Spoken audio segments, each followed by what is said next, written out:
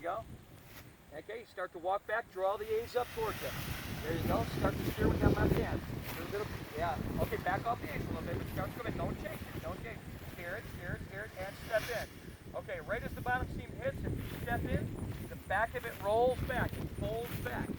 Okay, so you want to let it roll back. Okay, let's get our back to the wind. Number one reason, back to the wind. Okay, we're not chasing them. So we're launching smart, not hard. So we do let the wind do all the work. Okay, start to walk back and then draw the A's up. Not how hard you pull it, it's how efficiently you pull it. Okay, there's a good wing. Back off the A's. Find the balance point now between the two. Okay, it's going bad. Back off the A's. Lay it back down. Okay, remember, when you as soon as that bottom seam hits, you want to step in so the nose rolls back like that. Okay, there it is. There's a little bit of breeze. Draw the A's up and start steering right off the bat with that left hand. There it is. Okay, steer it, steer it, steer it. Back them up and step in. Okay, get a little more aggressive and a little more quick on the steering. We don't want to, you got to respond quick to it. Just like when you're driving your car down the street. You want to respond with tiny little movements before it gets so far gone that you have to give it radical movements. So we want to start reading it early, seeing what it needs. Okay, start to walk backwards, draw the A's up. Steer it, there, beautiful, looking good. Find a balance between the two. Walk backwards, baby stepping, up, too late. And try to get it to land level.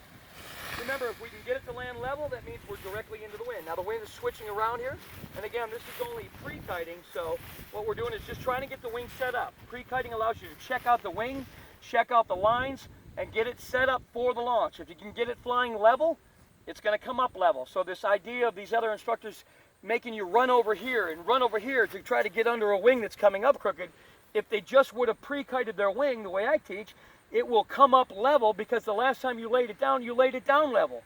And if it was flying level and you laid it down and you came over and you started to connect up to it and it came up crooked, you better ask yourself why. Because if you had it flying level and you laid it down, something has changed. Well, it's the wind direction. Anytime there's not three things in line, the wind direction, the pilot, and the center of the wing, it's not going to come up level. It's only coming up crooked because there's a dog leg in the scenario. So we want to make sure. So you shouldn't have to run and chase it with a 50-pound motor on your back, even the lightest motor. It's going to be a lot of work when you're foot launching. So you want to have all the advantages of having a wing that jumps off the ground level from the get-go. And this pre-kiting is going to do that. So once you master this, it starts to have a good effect when you're going to go into the harness. We're going to start the harness training next. But we got to get this underway. And each time you lay it down, you want to lay it down so it goes back. When you have those open cells facing towards the sky, they want to suck the air up on that first initial pull. That's the reason we want to step in. Right when the bottom seam hits the ground, we want to step in so the rest of the wing peels back and all the cells are ready to scoop up a big load of air. A lot of people think if you just yank the A's real hard, that's going to inflate the wing, but it doesn't. It actually crushes the open cells and the air can't go in as fast. So you want to draw first and then draw the A's up. You also want to make sure that those brakes aren't against your belly like that. So you want to start out with your brake hand out, which is in the left hand, and your A's, and now let's walk backwards and draw the A's up towards us. Okay, it's coming up nice, so we don't need too much. Okay, the wind's kind of dying, so we're just going to step in and let it roll back. Okay, so now you see how it rolled forward?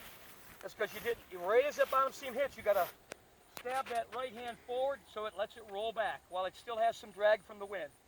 So, and this is what we do. We're going to practice getting this going. And you want to do this, you always want to pre-kite because it'll save your life.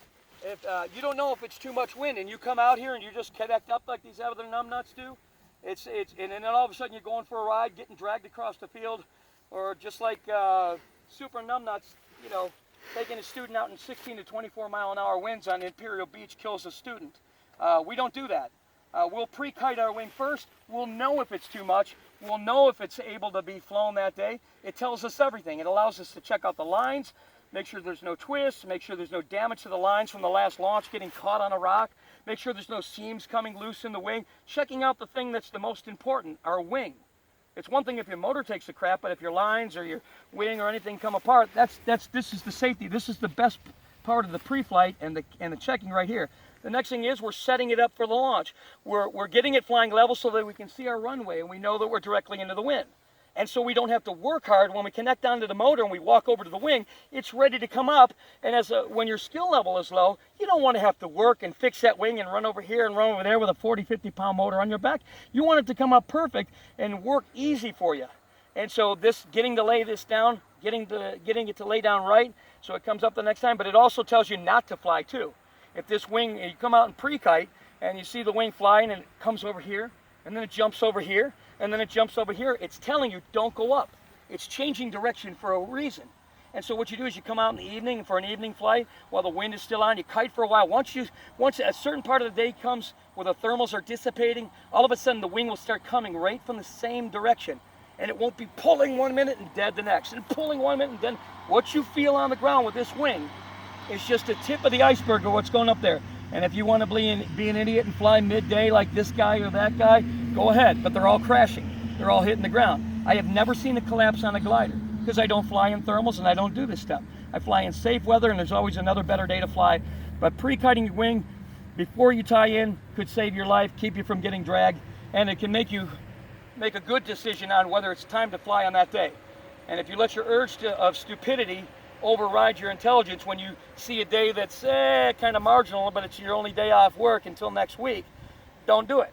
Wait till next week. It's discouraging, too bad. Be alive. I've never seen a collapse on a glider because I fly in conditions that are good.